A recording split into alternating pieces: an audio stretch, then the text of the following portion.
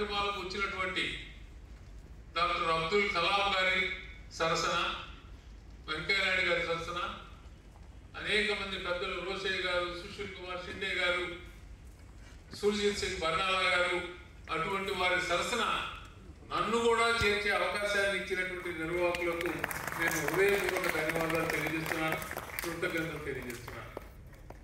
కాబట్టి ఈరోజు ఈ యొక్క కార్యక్రమం తర్వాత ఇవాళ నటరాజన్ గారు ఎవరైతే అవార్డు గ్రహీత ఉన్నారో వారి యొక్క క్లారినెట్ కార్యక్రమాన్ని కూడా మనందరికీ ఇవ్వబోతున్నారు. దాన్ని కూడా మనం చూసి ఆనందించాల్సిన అవసరం ఉంది.